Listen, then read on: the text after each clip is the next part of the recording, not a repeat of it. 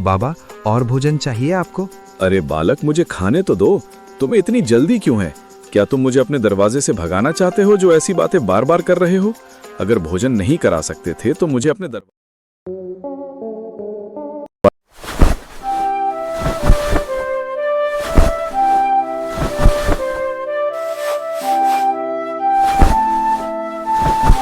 शांतिपुर गांव में सुदामा नाम की एक आदमी का परिवार रहता था। सुदामा की बीबी का नाम निर्मला था। वो बहुत शांत स्वभाव की थी। सुदामा के परिवार में 5 लोग थे। सुदामा और सुदामा की बीवी निर्मला और उसके 3 बच्चे। उन दोनों की एक बेटी थी जिसका नाम आरोही था। उनके 2 बेटों का नाम रजनीश प्रकाश था। परिवार में सारे लोग अच्छे थे। परेशानी ये थी, सुदामा का परिवार बहुत ही गरीब था। लेकिन फिर भी सुदामा और उसके परिवार को भगवान से कोई शिकायत नहीं थी। जो रूखी सूखी मिलती थी वो खा लेते थे। माँ, आज खाने में क्या बना है? बेटा, भात और टमाटर की चटनी है, बस यही है खाने में। तुम्हारे पिताजी का काम अच्छा नहीं चल रहा, इसलिए वो घर पर ढंग का राशन नहीं ला पा रहे हैं। बाहर में टमाटर का पौधा है, वहीं से टमाटर लाकर के चटनी बनाई है और पड़ोस से मांगकर भात बनाया है। अरे कोई बात नहीं माँ, टमाटर की चटनी और भात तो मुझे बड़ा ही पसंद है। मैं तो बहुत प्यार से खाता हूँ। बेटा, तुम्हारे पिताजी बाहर लकड़ियां काट रहे हैं, उन्हें बुला लो, वो भी हमारे साथ में ही खा लें। और अपनी बहन को भी बुला लो, वो झाड़ू लगा रही थी। और अपने छोटे भाई को बुला लो, वो बाहर खेल रहा था। जी माँ, मैं बुलाकर अभी लाता हूँ। जी, और कुछ लेंगे आप तो लकड़ियां काट काट कर थक गए होंगे। माफ करना निर्मला, तुमने भी क्या सपने देखे होंगे। यहाँ आने के बाद से तुमने सोचा होगा अच्छा घर होगा, खाने को अच्छा मिलेगा। मैंने भी यही सोचा था। तुमसे शादी करने के बाद से मैं मेहनत करूंगा, उसके बाद हर एक चीज़ का बंदोबस्त करूंगा। लेकिन पता नहीं किस्मत को क्या मंजूर है। कितना भी मेहनत करता हूँ, पीछे रह जाता हूँ मैं। अरे कोई बात नहीं आरोही के पापा, आज नहीं तो कल हमारी स्थिति में सुधार आएगी ही। कहते हैं ना, भगवान के घर में देर है पर अंधेर नहीं है। बस हमें धैर्य बनाए रखना होगा। नहीं निर्मला, आखिर कब तक? हमारी शादी को 15 साल से ऊपर हो गए, लेकिन आज तक मैं तुम्हें वैसी जिंदगी नहीं दे पाया जैसा तुमने सोचा होगा। इस चीज़ का दुख मेरे मन में हर वक्त चलता रहता है। सोचता हूँ मैं कैसा बाप हूँ, कैसा पति हूँ जो अपनी पत्नी को ना अच्छी जिंदगी दे पाया और ना ही अपने बेटा बेटी को सुख सुविधा दे पाया।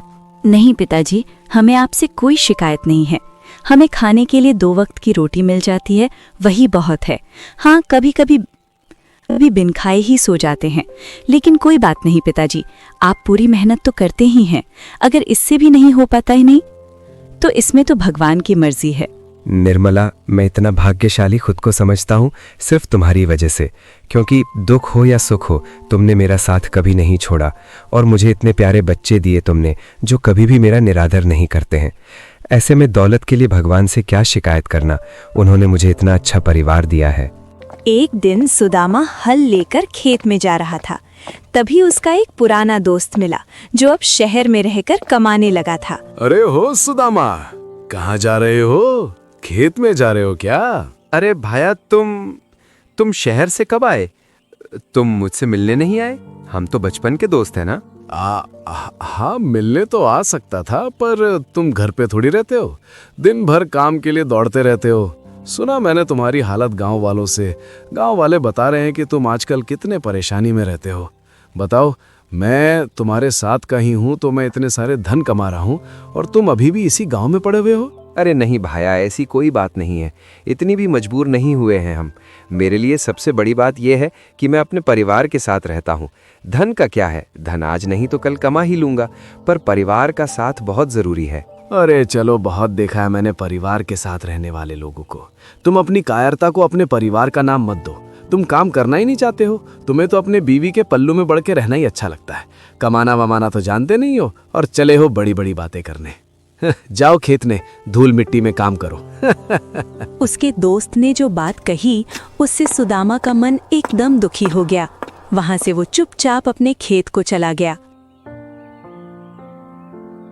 सुदामा खेत से आकर घर के दरवाजे पर बैठकर कुछ मन ही मन सोच रहा था।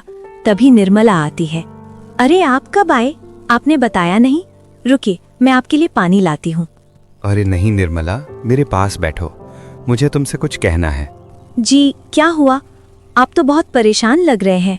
क्या तुम लोग को मैं बिल्कुल भी खुश नहीं रख पा रहा हूँ? क्या मैं अपना फर्ज निभाने में पीछे रह गया? ये बात मुझे अंदर ही अंदर खाए जा रही है। जानती हो, आज मेरा एक दोस्त मिला था। उसने आज मेरे कमाने को लेके ताना मारा। कह रहा था कि मैं बाहर इसलिए कमाने नहीं जा रहा हूँ क्योंकि मैं अपनी बीवी के पल्लू से बंधा हुआ हूँ। अरे, दोस्त होकर उन्होंने ऐसा बोला? उन्होंने बिल्कुल अच्छा नहीं किया। उन्हें ऐसा नहीं बोलना चाहिए। दुनिया में कोई गरीब होता है, कोई अमीर होता है, तो इसका मतलब ये थोड़ी कि मजाक उड़ाएंगे। जी देखिए, आप बुरा मत मानिए। जिसकी जैसी सोच होती है वैसे बोलता है। कुछ लोग होते हैं जो किसी को खुश नहीं देखना चाहते हैं। हमें ऐसे लोगों को बातों को अनदेखा करना चाहिए। नहीं निर्मला, उसने सच ही तो कहा। मैं तुम लोगों के लिए कुछ नहीं कर पा रहा हूँ। अच्छी जिंदगी देने में असमर्थ हूँ मैं। आप भी ना लोगों की बातों को लेकर दिल पर लगा बैठे हैं। हम आपके परिवार हैं, हमें कोई दिक्कत नहीं है, तो आप ऐसा क्यों सोच रहे हैं कि हमें कोई परेशानी हो रही है? हमें ये जिंदगी भी बहुत ज्यादा पसंद है। ठीक है निर्मला, जाओ तुम खाना बनाने की तैयारी करो, बच्चे भूखे होंगे। जी। इतना बोलकर निर्मला रसोई घर में चली जाती है, लेकिन सुदामा का मन एकदम बेचैन हो जाता है। सोचता है, ऐसा क्या करूं जिससे मेरा परिवार खुश रहे। दिन ऐसे ही दिन बिताते गए। एक दिन सारा परिवार बैठकर एक साथ खाना खा रहा था। तभी बाहर से कुछ आवाज आई। भिक्षाम देही, भिक्षाम देही। हे माई, कोई है इस घर में? तुम्हारे दरवाजे पर एक साधु आया है, इसे थोड़ी भिक्षा दे दो। जी बाबा, आई।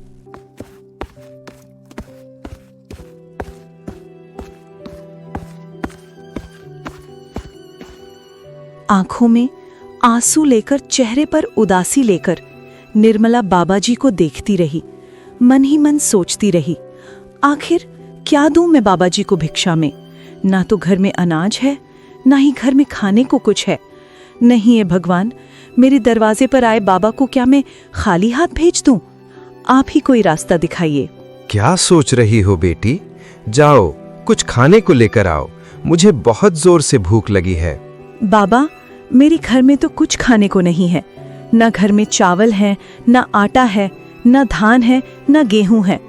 मैं आखिर आपको क्या दूं? बेटी, घर में आज सुबह का भोजन तो बना होगा ना? वही लाओ, मैं वही खा लूंगा। बेटी जल्दी भोजन लाओ, अब इंतजार नहीं हो रहा। बाबा, आप वैसा खाना खाएंगे? सूखी रोटी और चटनी है, आप कैसे खा पाएंगे? बेटी, दाने दाने पर लिखा है खाने वाले का नाम। खैर बेटी, ये सब छोड़ो, बस मेरे सामने भोजन लाओ, मैं भोजन करूं। खाने का समय बीतता जा रहा है। जी बाबा, ला रही हूँ। बाहर सारे लोग अपना अपना भोजन लेकर आ गए। निर्मला ने अपना हिस्सा पहले बाबा को लेकर दिया। बेटी, भूख तो बुझी नहीं, क्या थोड़ा और भोजन मिल सकता है? अभी निर्मला सोच ही रही थी, बाबा को और खाना कहाँ से लाकर दूं? तब तक सुदामा आगे बढ़कर आता है और बोलता है, बाबा, आप मेरा भोजन खा लीजिए, शायद आपका पेट इससे भर जाए। अरे बच्चा, जल्दी लेकर आओ। पता नहीं, ऐसा लग रहा है जैसे मैं सदियों से भूखा हूँ। लाओ लाओ, भोजन करना है मुझे। जी बाबा, आप भोजन ग्रहण कीजिए। बच्चा, तुम्हारे चेहरे पर 12 क्यों बजे हुए हैं? क्या तुम्हें कोई परेशानी है? अगर है तो मुझे बताओ। कहीं इसलिए तो परेशान नहीं हो कि मैं तुम्हारे हिस्से का भोजन कर रहा हूँ?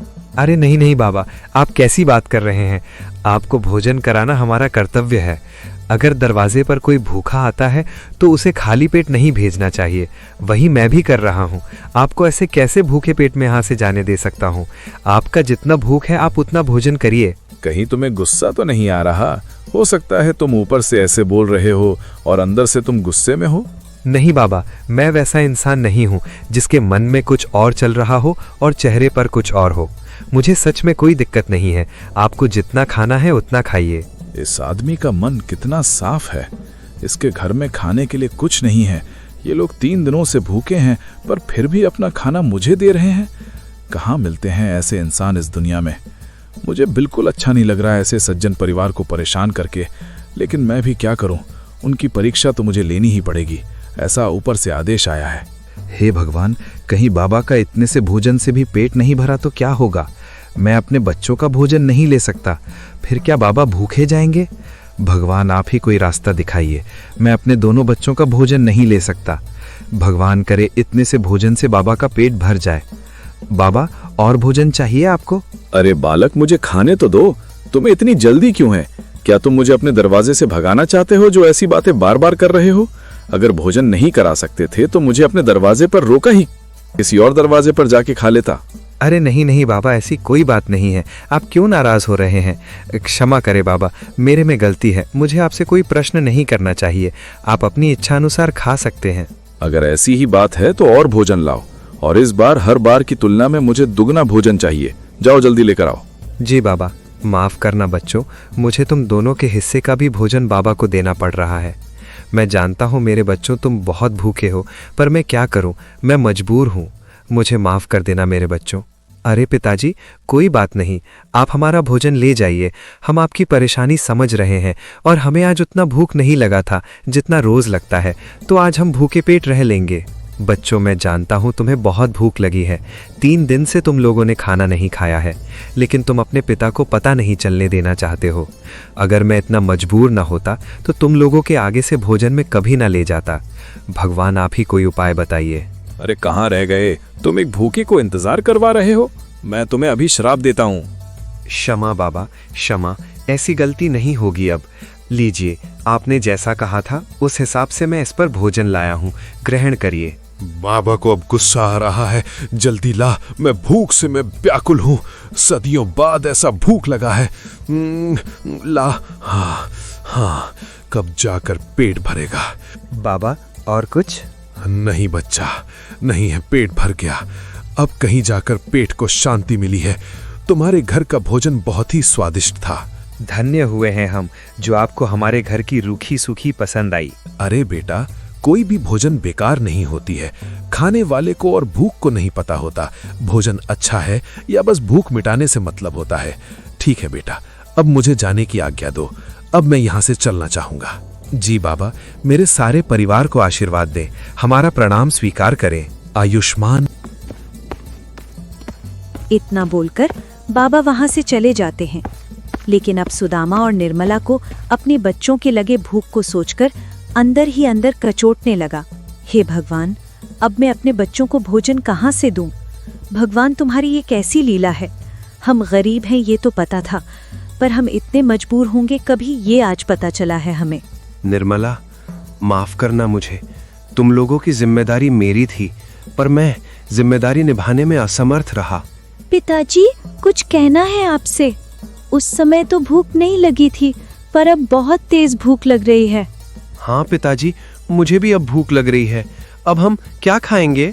बच्चों, तुम चिंता मत करो, मैं और तुम्हारे पिताजी जा रहे हैं जंगल। वहाँ से फल तोड़कर लाएंगे तो तुम लोग खा लेना। जी माँ, हम आप लोगों का इंतजार करेंगे। माँ, थोड़ा जल्दी आइएगा, अकेले डर लगता है। हाँ माँ, मुझे भी।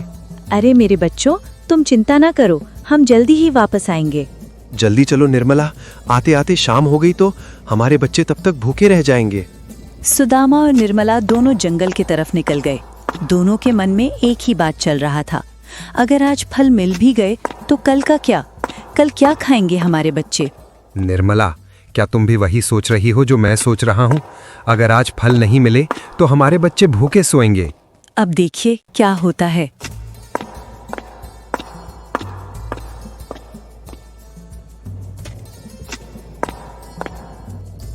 जी, यहाँ तो कोई फल ही नहीं दिख रहा है। किसी भी पेड़ पर फल नहीं दिख रहा है। लग रहा है माली सारा फल तोड़कर लेकर घर चला गया है। निर्मला, अब क्या होगा? घर लेकर हम क्या जाएंगे? हम तो यहाँ फल तोड़ने आए थे अपने बच्चों के लिए। अब समझ नहीं आ रहा हम दोनों घर पर क्या लेकर जाएंगे।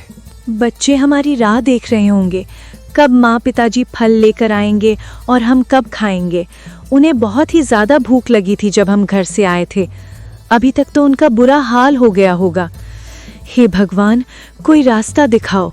इतना बोलकर दोनों निराश होकर घर के लिए चल पड़े।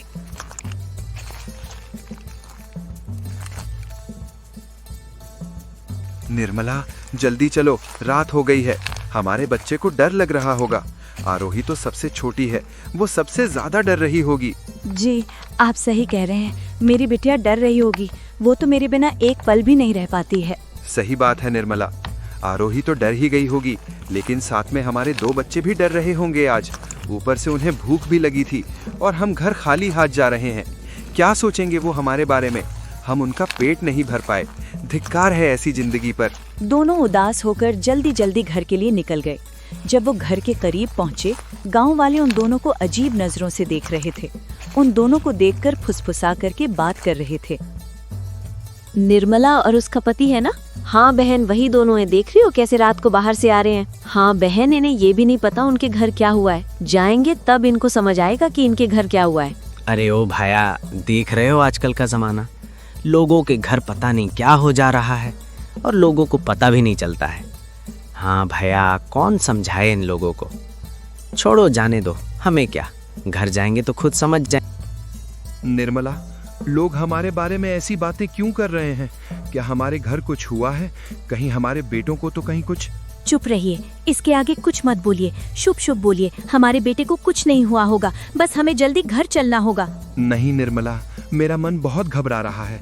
मुझे बहुत डर लग रहा है, कहीं कुछ हमारे घर को ना गया हो। मन तो मेरा भी घबरा रहा है। जी सुनिए, थोड़ा और तेज चलते हैं। जब दोनों घर पहुंचे तो वहां का नजारा देखकर दंग रह गए। उन्हें समझ में ही नहीं आ रहा था कि ये क्या हुआ है। अरे जी, ये क्या हुआ है? हमारी झोपड़ी की जगह ये किसका घर है? वही तो मुझे समझ नहीं आ रहा। कहीं किसी ने हमारा झोपड़ी तोड़कर अपना घर तो नहीं बना लिया? हैं? अगर ऐसा है तो अब हम कहाँ रहेंगे? और हमारे बच्चे कहाँ हैं? दिखाई भी नहीं दे रहे हैं। लेकिन हमें गए कुछ घंटे ही हुआ।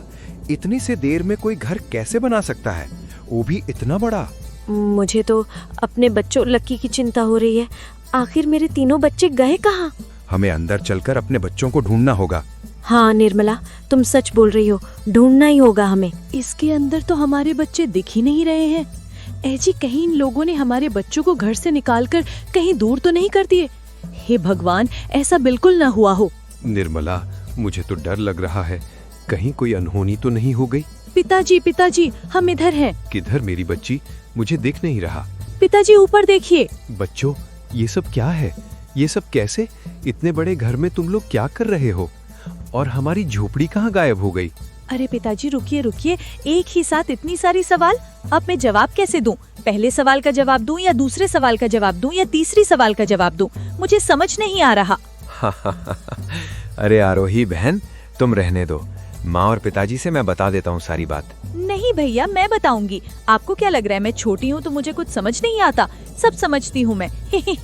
हाँ जी पिताजी, आप लोग जब बाहर चले गए थे फल लाने, तब हम भूख के मारे सो गए थे, और जब अचानक से नींद खुली तब हमने देखा कि बड़े से घर में लेटे हुए हैं और थालियां में तरह तरह की पकवान थे।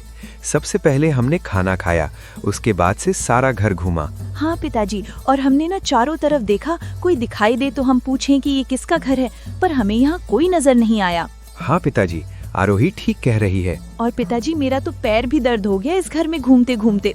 अच्छा बच्चों, तुम खेलो और तुम पढ़ाई करो, तब तक हम बाहर से आते हैं, ठीक है? आरोही के पापा, जरा इधर आइए, कुछ आपसे बात करनी है। हाँ निर्मला, मुझे भी तुमसे कुछ बात करनी है। चलो बाहर टहलते टहलते बात कर लेंगे। आरोही के पापा, ये सब क्या है? मुझे समझ नहीं आ रहा। आखिर ये हुआ कैसे? हमारी झोपड़ी की जगह इतना बड़ा घर और हमारी रूखी सूखी खाने की जगह एक तरह के पकवान, क्या है ये सब? निर्मला, ये तो मुझे भी समझ नहीं आ रहा। क्या ये सच है या कोई सपना? एक ही बार हम लोग की स्थिति इतनी कैसे सुधार सकती है? तभी निर्मल को याद आया उसके घर जो बाबा आए थे, वो बाबा बहुत चमत्कारी लग रहे थे। कहीं ये उन्हीं का देन तो नहीं है? अब जो भी हो निर्मला, जो है सो है। हमें आम खाने से मतलब रखना चाहिए, गुठलियां गिनने से कोई फायदा नहीं है। जी, आप सही कह रहे हैं। हे भगवान, हम पहले भी खुश थे और अभी भी खुश हैं। हमें आपसे ना पहले कोई शिकायत थी, ना अब कोई शिकायत है।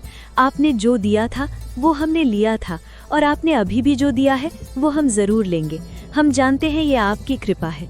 आपका दिल से धन्यवाद भगवान। हाँ भगवान, हमें आपका हर एक चीज़ दिया हुआ स्वीकार है। थोड़ी देर के लिए हम गरीबी से घबरा गए थे।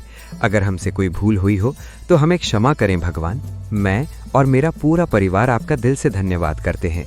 हम न अपनी गरीबी भूलेंगे, न पहले के दिन भूलेंगे। हम अपने ज़मीन से हमेशा जुड़े रहेंगे। झोपड़ी की जगह इतना बड़ा घर, तरह तरह के पकवान, आखिर आया कहाँ से? ये कोई चमत्कार से कम नहीं था। ये होना एक रहस्य बनकर रह गया। लेकिन निर्मला और उसका पति सुदामा दोनों खुश रहने लगे अपने बच्चों के साथ। लेकिन उन्होंने कभी घमंड नहीं किया। अगर आपको कहानी पसंद आई हो तो वीडियो शेयर करें, हमारे चैनल को सब्सक्राइब करें और वीडियो लाइक करें। गीता कार्टून स्टोरी में बने रहने के लिए आपका धन्यवाद। एक छोटे से गांव में एक आदमी रहता था, रमेश। उसकी पहली पत्नी की मृत्यु हो चुकी थी। उसकी एक प्यारी सी बेटी थी, किरण।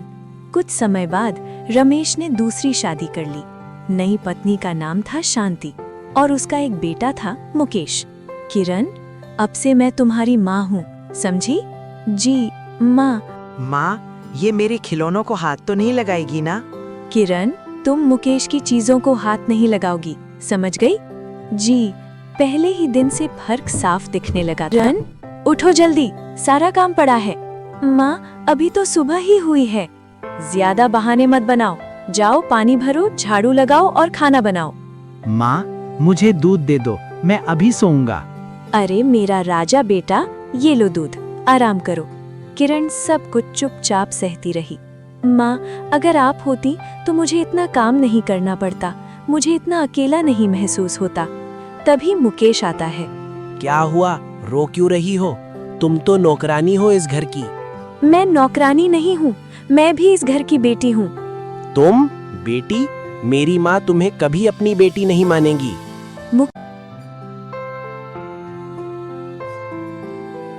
ये मेरे साथ ही ऐसा क्यों हुआ? मुकेश ऐसा बोलकर क्यों गया? कितने सारे सवाल हैं मेरे मन में। इसका जवाब कौन देगा भगवान? आपने मेरे साथ ऐसा क्यों किया?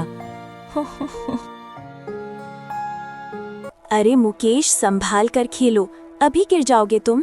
अरे नहीं, तुम मेरी फिक्र ना करो, मैं नहीं गिरूंगा, समझी? अपना काम करो, नौकरानी कहीं की। मुकेश छत से गिरने ही वाला था, लेकिन किरण ने उसे बचा लिया। दीदी, अगर तुम नहीं होती तो? तभी शांति वहां पहुंचती है। ये क्या हो रहा था यहाँ? दीदी, मैं गिरने वाला था। शांति तुरंत किरण की तरफ घूरती है। जरूर तुमने ही कुछ किया होगा, तुम्हारी वजह से ही मेरा बेटा खतरे में आया। नहीं माँ, मैंने तो इन्हें बचाया। झूठ मत बोलो, मैं अपने बेटे को तुमसे दूर रखूंगी। सच्चाई सामने होते हुए भी शांति ने उसे मानने से इनकार कर दिया। किरण, आज से तुम मुकेश के पास भी नहीं जाओगी। माँ, मैंने कुछ गलत नहीं किया। बस अब एक शब्द भी नहीं। माँ, दीदी सच कह रही है।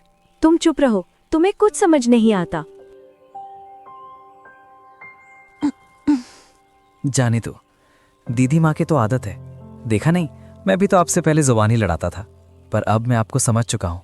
आप बहुत अच्छी हैं। एक दिन माँ भी सुधर जाएगी और आपको समझेंगी। लेकिन वो दिन कब आएगा? रात का समय था। किरण उदास थी। किरण खुद से कहती है, मैं जितना अच्छा बनने की कोशिश करती हूँ, माँ उतना ही मुझसे दूर हो जाती है। आखिर मेरी गलती है क्या? यही किरण के पिता रमेश आते हैं। किरण, तुम इतनी उदास क्यों हो? कुछ नहीं पिताजी, बस थोड़ी थक गई हूँ। किरण अपने दर्द को छुपा रही थी। दिन भर बैठी रहती है, लगता है इसको कोई काम ही नहीं है। ये लो मटका, जाओ पानी भर के ले आओ। पूरा भर कर ही आना, थोड़ा सा भी मटका खाली नहीं रहना चाहिए। माँ, मैं कहाँ दिन भर बैठी रहती हूँ, दिन भर तो काम ही करती रहती हूँ। आप जो भी काम बताती हैं उन सब कामों को मैं करती हूँ, फिर भी आप बोल रही हैं मैं बैठी रहती हूँ। चुप करो, अब क्या तुम मुझसे जवान लड़ाओगी? यही संस्कार देकर गई है तुम्हारी माँ। जी माँ, मुझे माफ करिएगा, ये लीजिए मटका, मैं पानी लेकर आती हूँ। इतना बोलकर वो पानी भरने के लिए चली गई।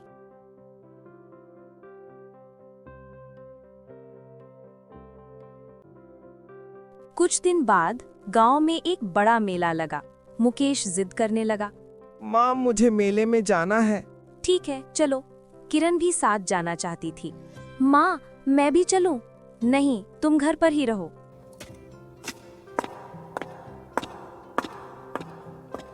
पता नहीं कब मेरी ये माँ प्यार करेगी मुझे। मैं तो इनकी सारी बात भी मानती हूँ, फिर भी मुझे प्यार नहीं करती है। माँ, कहाँ चली गई आप? आपकी याद मुझे बहुत ज़्यादा आती है। मैं बहुत अकेली हो गई हूँ माँ। माँ, आप मेरी बात सुन रही हैं ना? माँ। मेले में बहुत भीड़ थी। अचानक मुकेश भीड़ में खो गया। माँ। मुकेश, मेरा बेटा कहाँ गया? गांव में खबर पहुंचती है। रमेश जी, आपका बेटा मेले में खो गया है। किरण ये सुनते ही दौड़ पड़ती है। मुझे मुकेश को ढूंढना होगा। दीदी, अगर आप नहीं आती तो मैं तो मेले में ही खो जाता। अरे नहीं मेरे भाई, मैं तुम्हें मेले में खोने नहीं देती। मैं तुमको कैसे भी ढूंढ लेती। नहीं दीदी, अगर आप नहीं आती तो मैं तो कहीं गुम ही हो जाता। चुप रहो तुम दोनों। तुम्हें तुम्हारी दीदी ने नहीं, मैंने ढूंढा है। अगर मैं ना होती तो तुम दोनों नहीं घर आते। लेकिन माँ, दीदी ने ढूंढा है मुझे। आप दीदी से इतना नफरत क्यों करती हो माँ? कोई शौक नहीं है मुझे इससे नफरत करने की, लेकिन मैं क्या करूं, ये इसकी आदतें ही नहीं है अच्छी।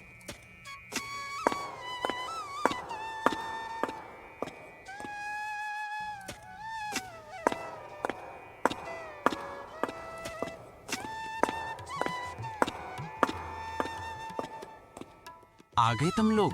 मैं तुम लोगों की राह कब से देख रहा था। हाँ जी, हम लोग आ गए। आपकी बेटी बस ऐसे ही गई थी मेले में, क्योंकि हमने बेटे को ढूंढ कर लाई तो हाँ जी, हम आ गए। देखिए।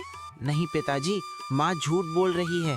दीदी ढूंढ के लाई है मुझको, लेकिन माँ आपको ये बात बताना नहीं चाहती है। नहीं जी, ये तो बच्चे हैं, ये तो कुछ भी बोलते हैं, ऐसा कुछ नहीं है। चलिए खाना बनाना है अभी। आपकी बेटी तो कुछ करेगी नहीं, सारा काम मुझे ही करना पड़ता है। माँ, क्यों झूठ क्यों बोल रही हो? सारा काम तो दीदी करती हैं। मुकेश बेटा, तुम आजकल बहुत ज्यादा बोलने लगे हो। जब कुछ न पता हो तो इतना नहीं बोला जाता है। कम बोलो, माँ हूँ मैं तुम्हारी।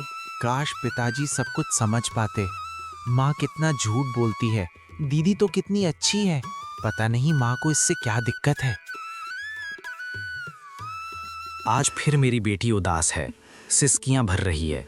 इसे मैं कई दिनों से देख रहा हूँ। ये हमेशा रोती रहती है, उदास बैठी रहती है। आखिर बात क्या है? क्या मैं एक अच्छा पिता नहीं बन पाया? क्या मैंने इसके लिए गलत माँ चुन ली है? कोई तो बात है, तभी तो मेरी बेटी का ये हाल है। मैंने इससे पूछ भी लिया था, उदास क्यों हो, पर इसने जवाब दिया, थक गई हूँ। मुझे लगा सच में थक गई होगी, लेकिन नहीं, बात कुछ और है। वरना ये हर रात ऐसे रोती नहीं। पता तो करना पड़ेगा। मैं बहुत बदनसीब बाप हूँ जो मेरे रहते मेरी बेटी ऐसे रो रही है।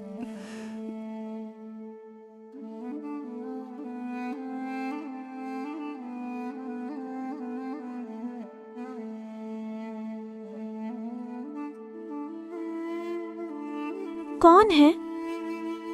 पिताजी हैं क्या? अरे यहाँ तो कोई नहीं है। मुझे लगा पिताजी हैं, लेकिन नहीं, मेरा बहन था। कौन आएगा मेरे पास? माँ होती तो रोज लोरी सुनाती, पर ये नई माँ तो मुझे देखने तक नहीं आती। शायद मेरे किस्मत में माँ का प्यार ही नहीं लिखा है। लेकिन पिताजी तो है ना, वो भी शायद मुझसे अब प्यार नहीं करते। चलो अब उठ ही गई हूँ तो झाड़ू लगा लूं, नहीं तो नई माँ फिर मुझसे डांटेंगी। आज पता लगा के रखूंगा मेरे बेटी के साथ आखिर क्या करती है शांति। इसलिए तो यहाँ छुपा हूं मैं। अगर मेरी बेटी के साथ कुछ गलत हुआ तो शांति को आज मैं छोड़ूंगा नहीं। किरण, अरे वो किरण क्या कर रही है? खाना बना के नहीं? अरे ओरे मैया, तू अभी झाड़ू ही लगा रही है। कब खाना बनेगा? कब मेरा बेटा खाएगा? कब मैं खाऊंगी? तू आज इतना धीरे से काम क्यों कर रही है? क्या तू दिन भर यही करेगी क्या? नहीं माँ, वो आज मुझे थोड़ा बुखार था तो आज लेट हो गया। और न जाने क्यों माँ की आज मुझे बहुत याद आ रही थी। तू तो हमेशा बीमार पड़ते रहती है, दिन भर तो खाती ही रहती है और सोते रहती है, और इतनी ही माँ की याद आ रही है तो चली जाओ उसी के पास। नहीं माँ, आप मेरी माँ के बारे में ऐसा मत बोलिए। थोड़ी तो इज्जत कर लीजिए। अब वो इस दुनिया में है भी नहीं। अब तू सिखाएगी मुझे कैसे बोलना चाहिए और किसकी इज्जत करनी चाहिए और किसकी नहीं। नहीं माँ, मैं तो बस बता रही हूँ। ओहो, ये रमेश छुपा है क्या पीछे? कहीं ये तो नहीं पता लगाने आया है कि मैं उसकी बेटी के साथ कैसा व्यवहार करती हूँ। अगर ऐसा है तो मुझे बात संभालनी होगी, मुझे रमेश के सामने नाटक करना होगा।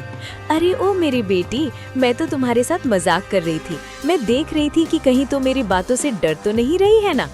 ओ मेरी प्यारी बेटी, तू क्यों झाड़ू लगाएगी? ला मैं लगा देती हूँ। और तू क्यों खाना बनाएगी? ला मैं बना देती हूँ। तू जा आराम कर और पढ़ाई कर। अरे नहीं माँ, मैं करती हूँ ना। क्या हुआ माई, मुझसे कोई गलती हो गई क्या जो आप मुझे काम नहीं करने दे रही हैं? अगर ऐसी बात है तो मैं आपसे माफी मांगती हूँ माँ, मुझे मारना मत माँ। अरे पगली, तू कैसी बात कर रही हो? जाओ, मैंने कहा ना मैं सारा काम कर दूंगी। जाओ तुम आराम करो।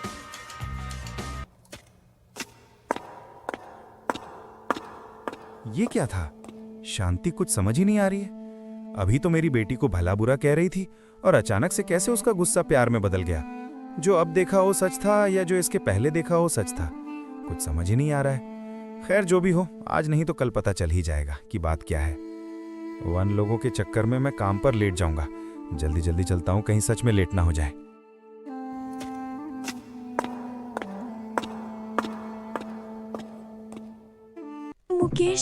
मुकेश जरा मेरे सर से लकड़ियाँ उतारना, मुझे चक्कर आने वाला है। जल्दी आओ मेरे भाई, जल्दी से मेरे सर से लकड़ियाँ उतारो। नहीं, अब गिरने वाली हूँ। आया दीदी। अरे ओ दीदी, जब तुम्हारी तबीयत खराब है तो तुम इतना काम क्यों कर रही हो? माँ को क्यों नहीं बोल देती, वो कर लेगी सारा काम।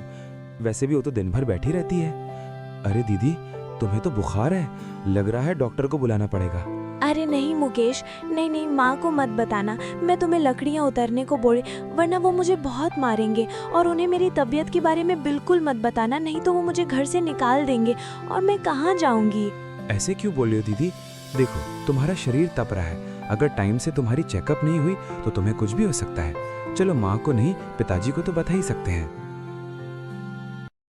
क्यों रे कलमुही, तूने मेरे बेटे से काम करवाया? आज मैं तुझे छोड़ूंगी नहीं। आज मैं तुम्हें इस वक्त सिखा के रहूंगी। तुम्हें बिल्कुल समझ नहीं आता कि छोटे भाई से काम नहीं करवाना चाहिए? अगर मेरे बेटे को चोट लग जाती तो? माँ, मैंने मुकेश से कोई काम नहीं करवाया। आपको कोई गलतफहमी हुई है। मुझे चक्कर आ रहे थे तो मैंने वो उसी से बोला कि वो लकड़ियाँ उतार दो मेरे सर से, और कुछ नहीं। माँ, मुझे मारना मत। हाँ तो बस यही काम रह गया। तू जो बोलेगी वही ये करेगा। छोटी हो, मेरी माँ बनने की कोशिश ना करो। और तुम्हें इतना ही दुख है यहाँ तो चली क्यों नहीं जाती अपनी माँ के पास? उस दिन मैंने तुम्हारे पिता की वजह से छोड़ दिया था, क्योंकि तुम्हारे पिता चुपके हमारी बातें सुन रहे थे। अगर उन्हें पता चलता कि तुमको मैं मारती हूँ तो मुझे घर से निकाल देते। लेकिन उस दिन का बदला मैं आज निकालूंगी। नहीं माँ, मुझे मारना मत। मैं पहले से बहुत थकी हुई हूँ और मुझे बुखार भी है। फिर भी मैं सारा काम कर दूंगी, लेकिन मुझे मारना मत माँ, क्योंकि बहुत दर्द होता है जब तुम मारती हो। तू सच बोल रही है? सारा काम करेगी? तो ठीक है, मैं तुम्हें आज छोड़ दे रही हूँ। लेकिन याद रहे, अगर टाइम से सारे काम पूरे नहीं हुए तो तुम्हारे पीठ पे डंडा जरूर गिरेगा। मैं तुम्हारी कोई अपनी माँ नहीं हूँ जो तुम्हें सीने से लगा कर रखूंगी। सौतेली माँ हूँ, सौतेली। ये बात तुम क्यों भूल जाती हो? अब चलो, काम पर लग जाओ। जी चलिए, मैं आती हूँ काम करने के लिए। हे भगवान, क्या तुम्हें मेरे ऊपर दया नहीं आती? इतनी छोटी लड़की को क्यों तड़पा रहे हो? ना बाप का प्यार मिल रहा है, ना माँ का प्यार मिल रहा है। जी नहीं करता है मुझे अब यहाँ रहने का। मन करता है कहीं चली जाऊँ मैं। दिन रात काम काम काम। माँ को तो काम के अलावा कुछ दिखाई नहीं देता। उनको समझ ही नहीं आता मैं कितनी छोटी बच्ची हूँ। आखिर मैं करूँ तो क्या करूँ?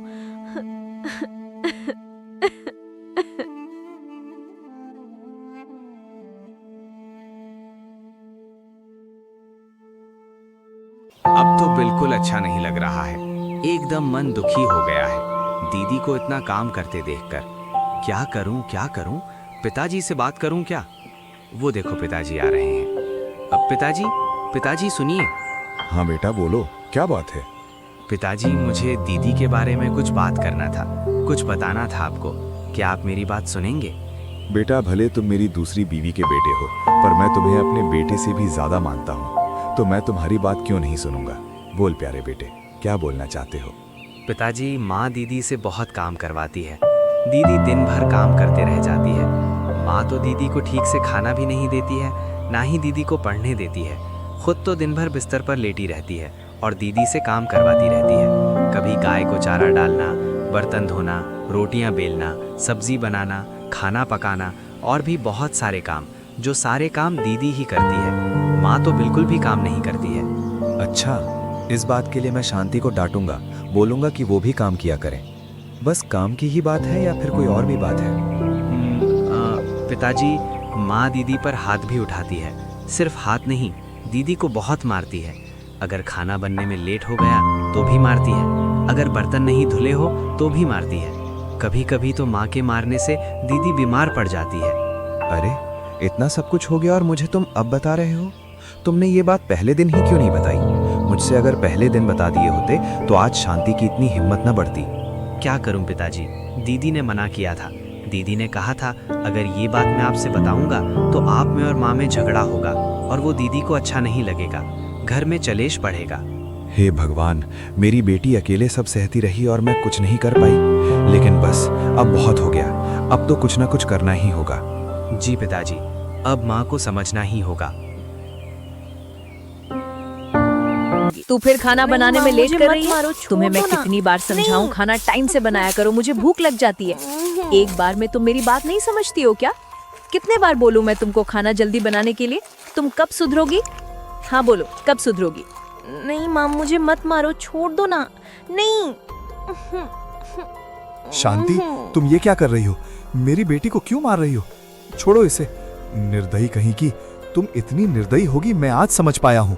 जी आप कब आए? आप इतनी जल्दी कैसे आ गए? आप तो लेट से आने वाले थे ना, आप इतनी जल्दी कैसे आ गए? हाँ, मैं जल्दी आ गया हूँ।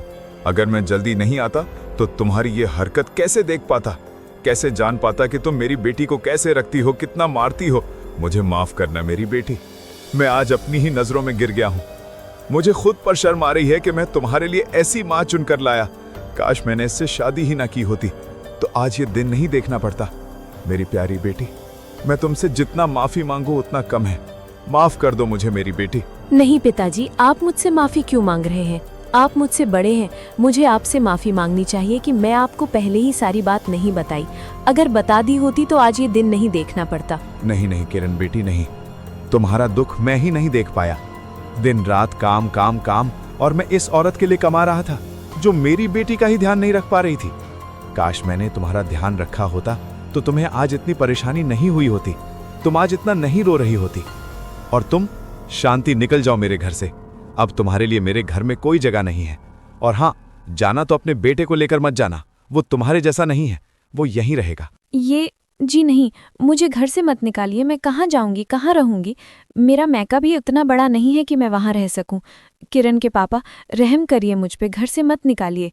मैं सड़क पर नहीं रह पाऊंगी, मुझसे गलती हो गई, अब ये गलती दोबारा नहीं होगी। मुझे मत निकालिए घर से, मुझसे सड़क। चलो निकलो, तुम अब मेरे घर में नहीं रहोगी, चलो। नहीं, मुझे छोड़ दीजिए, मुझे घर से मत निकालिए, मुझे यहीं रहने दीजिए।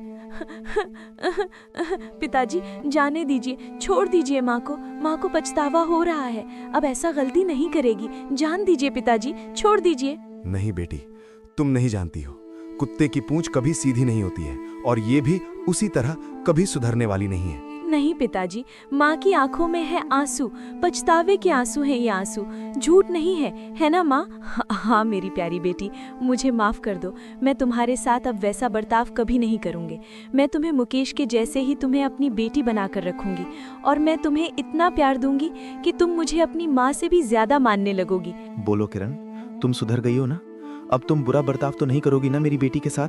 देखो, मैं तुम्हें आखिरी मौका दे रहा हूँ और तुमसे कोई गलती नहीं होनी चाहिए, समझी? जी बिल्कुल, हम चारों एक साथ खुशी खुशी रहेंगे, और मैं अपने दोनों बेटा बेटी को बहुत ही ज्यादा प्यार करूंगी और घर के सारे काम भी करूंगी। अगर ऐसा है तो मुझे कोई दिक्कत नहीं है, तुम घर में रह सकती हो। और ध्यान रहे, मेरी बेटी अब कोई काम नहीं करेगी, सारा काम तुम करोगे। और तुम हम सबको अच्छे से रखोगी तो हम सब तुमको अच्छे से रखेंगे। भगवान का दिया हुआ सब कुछ है हमारे पास, तो परेशानी किस बात की? बस हमें आराम से मिलजुल के रहना होगा। इसके बाद रमेश का परिवार मिलजुल के रहने लगा। शांति किरण को अपनी बेटी की तरह मानने लगी और घर के सारे काम करने लगी। अगर आपको कहानी पसंद आई हो तो मेरे वीडियो को लाइक करें, वीडियो को शेयर करें और वीडियो पूरा देखें। चलिए मिलते हैं हम अगली मजेदार कहानी में। गीता कार्टून स्टोरीज में बने रहने के लिए धन्यवाद।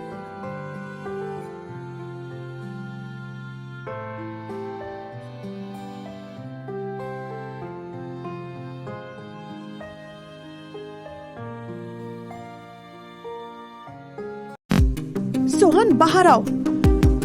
आज मैं तुमसे बिना जवाब लिए नहीं जाऊंगी, बाहर आओ। यार कौन चिल्ला रहा है बाहर? अरे तुम यहाँ क्या करने आई हो?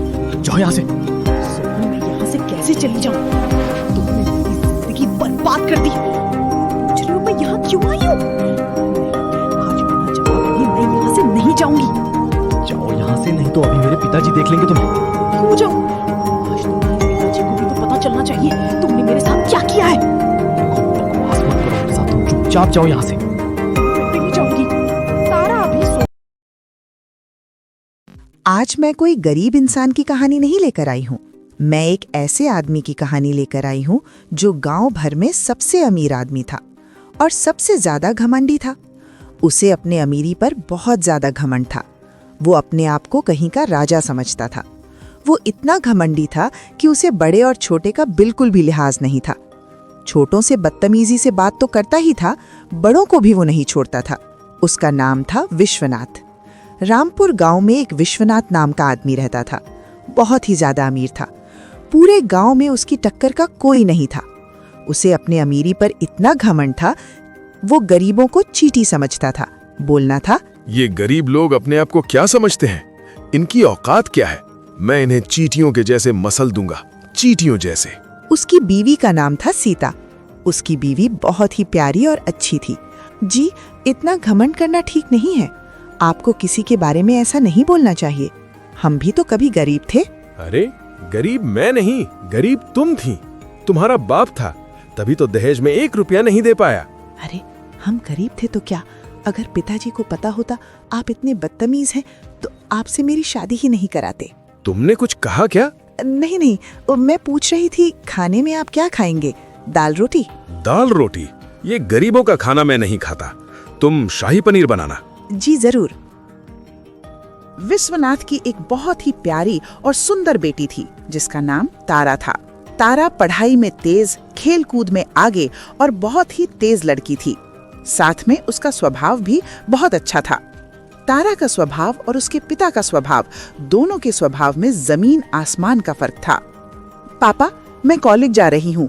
आज एक्स्ट्रा क्लासेस हैं तो थोड़ा लेट हो जाएगा। आप परेशान मत होइएगा। हाँ हाँ बेटा, तुम आराम से जाओ और पढ़ाई करो। ओके पापा, बाय। Bye mummy. बाय बेटा। विश्वनाथ कितना भी घमंडी था, लेकिन वो अपनी बेटी से बहुत ही प्यार करता था। वो अपनी बेटी को जान से ज्यादा मानता था। बचपन से उसे बहुत लाड और दुलार से पाला था। तारा जब कॉलेज जा रहे थे तो उसे एक रास्ते में लड़का मिला जिसका नाम था सोहन। सोहन गरीब परिवार से बिलोंग करता था। अचानक दोनों के कदम रुक गए। दोनों एक दूसरे को देखने लगे। अरे तुम कौन हो? तुम तो बहुत सुंदर हो। मेरा नाम तारा है, और तुम्हारा? मेरा सोहन। बड़ा प्यारा नाम है। हाँ, तुम्हारा भी। दोनों एक दूसरे को देखते रहे। तभी सोहन बोलता है, तुम पढ़ती हो? हाँ, मैं पढ़ाई करती हूँ। तुम भी तो पढ़ाई करते होगे। मैं तो पढ़ाई नहीं करता। मेरे नसीब में कहाँ पढ़ाई है। क्यों, क्या हुआ? तुम्हारे नसीब में पढ़ाई क्यों नहीं है? अरे मैडम, हम आपकी तरह अमीर थोड़ी हैं।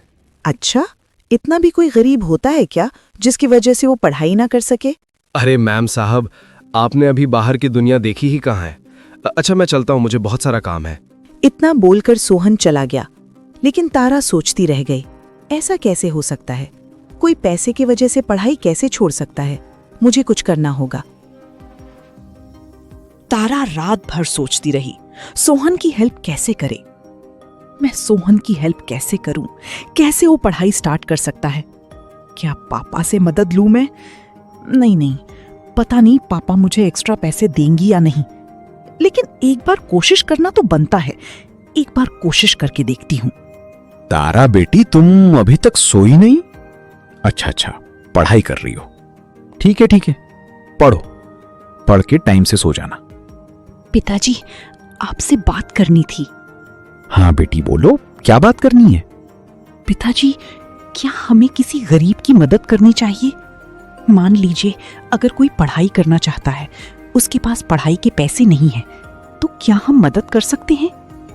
अरे तारा बेटी, तुम ये कैसे बात कर रही हो? तुम इन गरीबों के चक्करों में कैसे फंस गई? देखो तारा, तुम इन गरीबों के चक्करों में मत पड़ो और गरीबों से दूरी बना के रखो।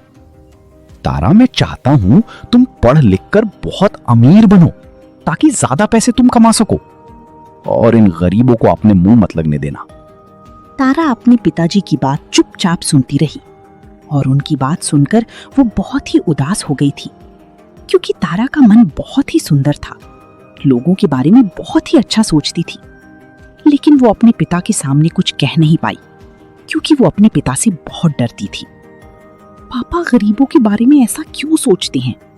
आखिर वो भी तो इंसान होते हैं, उनके अंदर भी जान होती है। हाँ, दुनिया में कोई गरीब होता है, कोई अमीर होता है, लेकिन गरीबों के साथ पापा ऐसा व्यवहार क्यों करते हैं? पर मैं भी क्या करूं? पापा बड़े हैं, मैं इनको कैसे समझाऊं? इतना बोलकर तारा चुपचाप से उदासी के साथ सो गई। तारा कॉलेज जाने के लिए तैयार हो गई थी। उसने सोचा रोज की तरह आज भी सोहन रास्ते में मिलेगा तो मैं आज उससे बात करूंगी पढ़ाई के लिए, लेकिन उसके लिए पैसे चाहिए और मेरे पास पैसे हैं नहीं। लेकिन सोहन की मदद तो करनी पड़ेगी, पर कैसे? अब पिताजी, मुझे 10,000 रुपए चाहिए। 10,000? पर क्यों? मैंने तो तुम्हारी सारी फीस जमा कर दी है और कैंटीन का पैसा मैं जाकर दे आता हूं, फिर तुम्हें पैसे क्यों चाहिए?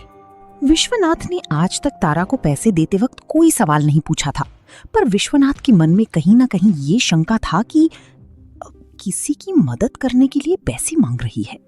अब वो पिताजी, शॉपिंग किया बहुत ज्यादा दिन हो गया है, इसके लिए मैं पैसे मांग रही हूँ। अच्छा, शॉपिंग के लिए? तो फिर ठीक है, 10,000 ही क्यों, मैं तुम्हें 50,000 दे रहा हूं, जो मर्जी वो खरीदना। तुम्हारे पिताजी के पास बहुत सारा पैसा है, सब तुम्हारा ही तो है। तारा खुश भी और साथ में दुखी भी हुई, क्योंकि उसे अपने पापा से झूठ बोलना अच्छा नहीं लग रहा था। पिताजी से झूठ नहीं बोलती, पर सच बोलूंगी तो आप पैसे नहीं देंगे, और किसी गरीब की मदद करना कोई पाप नहीं है। अरे तेहरा, क्या सोच रही हो? जाओ, मैंने तुम्हारे अकाउंट में 50,000 ट्रांसफर कर दिए, जाओ एंजॉय करो और किसी बात की टेंशन न लेना, तुम्हारे पापा के पास बहुत पैसा है। जी पिताजी, धन्यवाद। इतना बोलकर तारा कॉलेज के लिए निकल गई। जब वो कॉलेज जा रही थी तो उसे रास्ते में सोहन मिला। सुनो, जरा इधर आना। कौन? मैं? हाँ, तुमसे ही कह रही हूँ, आओ ना इधर। हाँ बताओ, क्या कह रही हो मैडम जी? आज इस गरीब से क्या काम पड़ गया? पहले तुम मुझे मैडम कहना बंद करो, तुम मुझे मेरे नाम से बुलाओ, जो कि मेरा नाम है तारा। तुम तारा कहकर बुलाओ। जी मैडम जी, मेरा मतलब है तारा मैडम जी। अरे फिर मैडम, मुझे सिर्फ तारा कहकर बुलाओ, आप कहने की जरूरत नहीं है, मुझे सिर्फ तारा कहकर बुलाओ। ठीक है, मैं तुम्हें तारा ही कहकर बुलाऊंगा। हाँ तो बोलो तारा, क्या कह रही थी? ये हुई ना बात, आज से हम दोनों दोस्त, और दोस्ती के नाते मैं तुम्हारी मदद करना चाहती हूँ। प्रॉमिस करो तुम मना नहीं करोगे। ठीक है, बोलो क्या कहना चाहती हो? ये लो कुछ पैसे, इससे तुम अपनी पढ़ाई स्टार्ट कर सकते हो, और प्रॉमिस करो तुम मना नहीं करोगे, तुम पढ़ोगे। नहीं नहीं तारा, मैं तुमसे इतना पैसे नहीं ले सकता, मुझे बहुत ऑकवर्ड फील होगा। तारा प्लीज मुझे इतने सारे पैसे मत दो, मैं ऐसे ही ठीक हूँ। अब गरीब हूँ तो गरीब के जैसे ही ना रहूँगा। अब मेरे माँ बाप पैसे नहीं दे पा रहे हैं पढ़ाई के लिए, तो मैं कहाँ से पढ़ूँ? देखो, अभी हमारी बात हुई है, हम दोनों दोस्त हैं, प्लीज मना कर मत करो, ये पैसे ले लो। ठीक है, अब तुम इतना फोर्स कर ही रही हो तो ये मैं पैसे रख ले रहा हूँ, लेकिन इसके बाद तुम मुझे पैसे नहीं दोगी। मैं ऐसी ही गरीबी में जी लूँगा, लेकिन मैं किसी से पैसे नहीं लेना चाहता हूँ। ये लड़का कितना अच्छा है, ये तो बिल्कुल मेरे जैसे है, गरीब है फिर भी मेरी मदद नहीं लेना चाहता है। अच्छा ठीक है, आगे की आगे देखेंगे। चलो तुम्हारा एडमिशन करवा देती हूँ मैं। ठीक है तारा, चलो।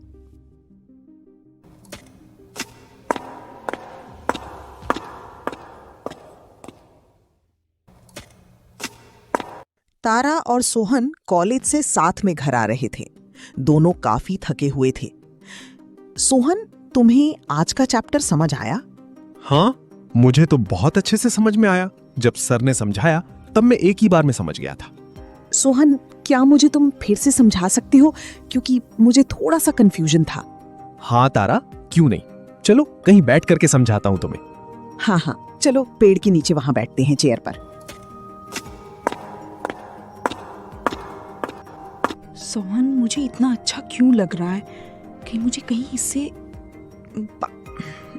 देखते सोहन को बात कर देखती हूँ।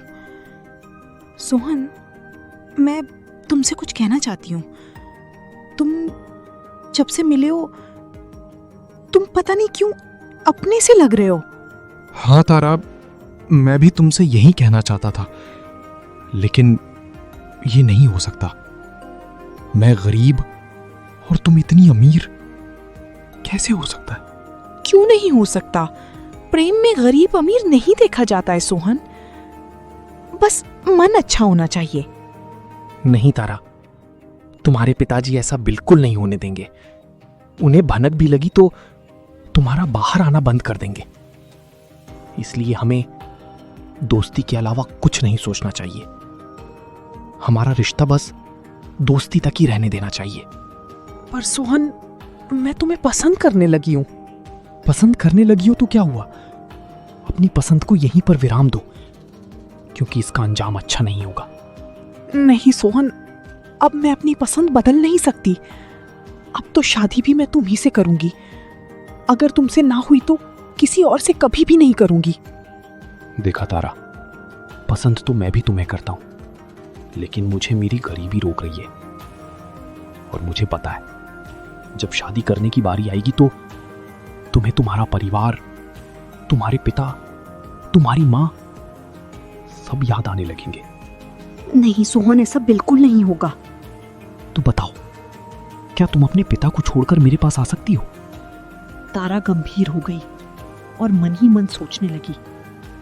सोहन सच बोल रहा है, पिताजी मेरी इससे शादी कभी नहीं करेंगे और मैं सोहन के बिना अब रह नहीं सकती।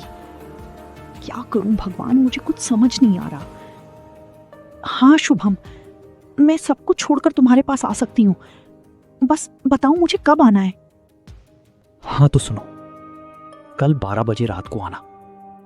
हम ये गांव छोड़कर कहीं दूर शहर में चले जाएंगे, वहां हमें कोई ढूंढ नहीं पाएगा। ठीक है शुभम, मैं सब कुछ छोड़कर तो चली आऊंगी, पर तुम मुझे धोखा तो नहीं दोगे? तुम जानते हो, एक परिवार की इज्जत लड़की के हाथ में होती है और मेरे पिता की बहुत इज्जत है। ऐसा कुछ नहीं होगा तारा, तुम निश्चिंत रहो और मैं तुम्हें कभी धोखा नहीं दूं। ठीक है सोहन, मैं तुम पर भरोसा कर रही हूँ। और याद रहे, अगर तुमने मुझे धोखा दिया तो मैं कहीं की नहीं रहूंगी, बर्बाद हो जाऊंगी। अरे नहीं तारा, बस तुम 12 बजे इस जगह पर आ जाना जहां मैंने तुम्हें बुलाया है। उसके बाद से हम दोनों साथ में चलेंगे। ओके सोहन, तब चलो घर चलते हैं। बाय। तैयारी भी करनी है मुझे, सामान पैक करना है। हाँ ठीक है, चलो बाय।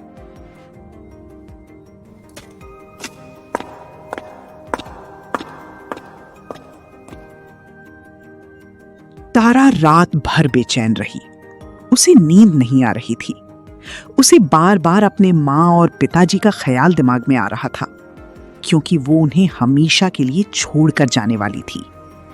हे भगवान, मेरा सोहन के साथ जाने का फैसला सही तो है ना? कहीं मैं गलत तो नहीं कर रही?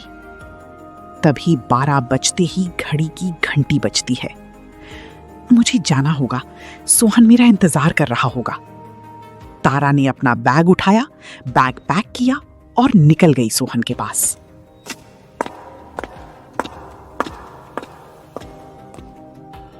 तारा ने अपने पिता के लिए एक घर पर लेटर छोड़ दिया था, जिससे उसके पिता को पता चल सके तारा कहां गई है। तारा सोहन की बताई जगह पर पहुंच गई, पर वहां सोहन नहीं था। अरे, सोहन अभी आया नहीं। हो सकता है उसे लेट हो गया हो। चलो कोई बात नहीं, थोड़ा इंतजार कर लेती हूँ। इंतजार करते करते रात के 2 बज गए। अब तो तारा को नींद भी आने लगी थी।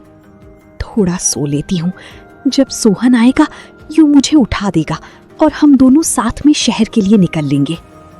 पर सोहन आया नहीं। तारा की जब आंख खुली तो सुबह हो गई थी और उसके चारों तरफ लोग खड़े थे। अरे ये कौन लड़की है जो यहाँ सोई हुई है? अरे होंगी कोई, ऐसा लग रहा है ये अपना घर छोड़कर आई है। राम जाने आजकल के बच्चे को कितना बिगड़े हुए हैं। अरे तुम लोग इसे नहीं पहचान रहे? ये विश्वनाथ की लड़की है। अरे वही विश्वनाथ जो अपने पैसे में डूबा रहता है, जो दूसरे के मजबूरी नहीं समझता है और अपने इज्जत की गुण गाता है। आज उसी की औलाद ने उसकी इज्जत माटी में मिला दी। चारों तरफ लोग तारा पर हंस रहे थे। तारा बेचारी का रो रो कर बुरा हाल हो गया था। अब मैं क्या करूं? सोहन, तुमने अच्छा नहीं किया। तुमने झूठा वादा किया था। अब मैं क्या मुंह दिखाऊंगी अपने पिताजी और मां के सामने? भगवान, मैंने बहुत बड़ी गलती कर दी सोहन पर विश्वास करके। लेकिन मैं एक बार सोहन से बात जरूर करूंगी। आखिर उसने मेरे साथ ऐसा क्यों किया? इधर तारा ने जो चिट्ठी लिखकर रखी थी उसे पढ़कर विश्वनाथ के पैरों तले जमीन हिल गए थे। अरे सुन रही हो? जल्दी इधर आओ, देखो तुम्हारी बेटी की करतूत। जी क्या हुआ? क्यों इतना चिल्ला रहे हैं? देखो, तारा एक गरीब लड़के के साथ शादी करने गई है। उसे थोड़ा भी अपने स्टैंडर्ड का ख्याल नहीं आया कि अपनी लेवल में शादी करे। भागी भी तो एक गरीब लड़के के लिए। मुझे नहीं पता था मेरी बेटी ऐसी है। अरे भागे नहीं तो क्या करे? आप उसके दिल की बात कहाँ समझ पाते हैं? आपको तो अपने धन दौलत पैसे से ही फुर्सत नहीं है, तो अपनी बेटी की भावनाओं पर क्या ध्यान देंगे आप? जी उसने लिखा तो होगा, कहाँ गई है वो? हाँ लिखा है, किसी गरीब सोहन के वहां गई है। चलो वहां चलते हैं। चलिए चलते हैं, देखते हैं क्या हाल है अपनी बेटी का। दोनों सोहन के घर के लिए निकल गए। सोहन, सोहन बाहर आओ। आज मैं तुमसे बिना जवाब लिए नहीं जाऊंगी। बाहर आओ।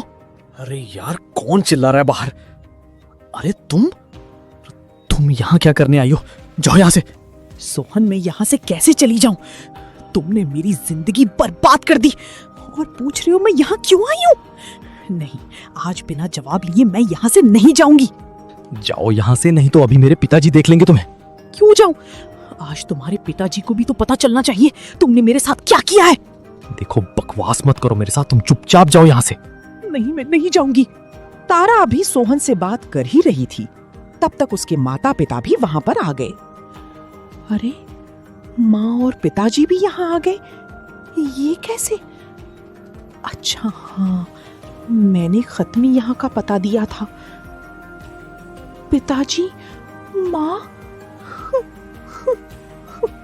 दूर हटो तारा, तुमने घर से भागकर ये साबित कर दिया तुम मेरी बेटी नहीं हो। नहीं पिताजी, ऐसा मत बोलिए। मुझे तो इस सोहन ने बहका दिया था।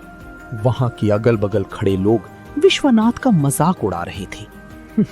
बड़ा अमीर बनता है, इज्जत वाला बनता है, पैसे वाला बनता है। देखो, आज इसकी लड़की ने इसका सर झुका दिया, कहीं का नहीं छोड़ा।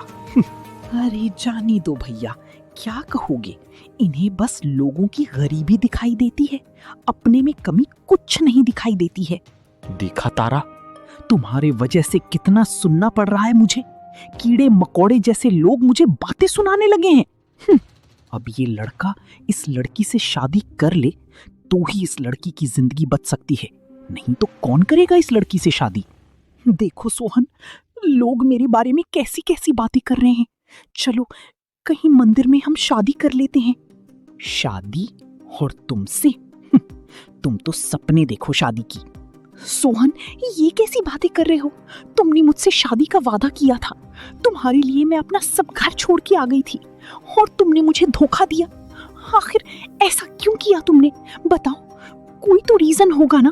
अगर रीजन सुनना ही चाहती हो तो सुनो, और अपने पिता से भी बोल दो वो भी कान खोल कर सुने, क्योंकि ये सब उन्हीं की वजह से हुआ है। जरा बाहर आइए तो। अरे ये तो हारिया है। ये तुम्हारा बाप है क्या है? हाँ, यही मेरा बाप है। पहचाना तुमने इसे? नहीं, मुझे याद नहीं। मैं गरीबों की खबर नहीं रखता। मैं इस बाप का बेटा हूं जो तुम्हारे घर मदद मांगने गया था, कुछ पैसे मांगने गया था, लेकिन तुमने इनकी मदद नहीं की।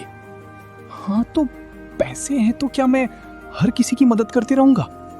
अरे हर किसी की मदद ना सही, पर किसी मजबूर की मदद कर देनी चाहिए। और मैं तो शहर से आ ही रहा था, मैं आकर तुम्हारे पैसे दे देता, लेकिन तुमने पैसे नहीं दिए। और तुम्हारी इसी बेवकूफ़ी की वजह से मेरी माँ और मेरी बहन इस दुनिया से चल बसी।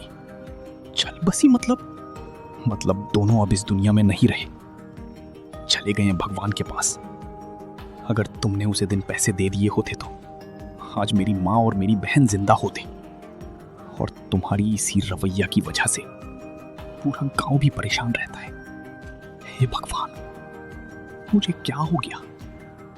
कितना भी बुरा हूं, पर मैं किसी की जान नहीं लेना चाहता था। मुझे माफ कर दो सुहन, मुझे माफ कर दो हरिया। तुम्हारी माफी मांगने से मेरी माँ और मेरी बहन वापस तो नहीं आ जाएंगे ना? जाओ यहां से अपनी बेटी को लेकर।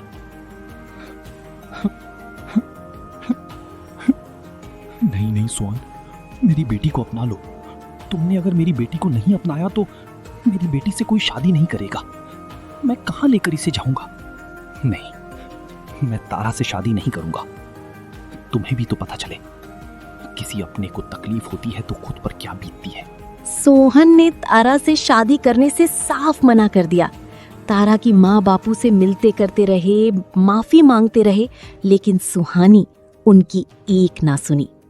आखिरकार तारा के माँ बाप सोहन को मानते मानते हैं, लेकिन सोहन नहीं माना। तारा को विश्वनाथ और उसकी माँ घर लेकर चले गए, रोती रोती उदास होकर, और सोहन फिर शहर चला गया। इसलिए कहते हैं, जब कोई इंसान तुमसे मदद मांगने आए तो उसकी मदद कर देनी चाहिए, क्योंकि वो बहुत मजबूरी में तुम्हारे पास आता है। वो हर चीजों से हार गया होता है, तभी वो हाथ फैलाने किसी के सामने जाता है। लेकिन दुनिया में होते हैं कुछ विश्वनाथ जैसे लोग जो किसी की मदद नहीं करना चाहते हैं।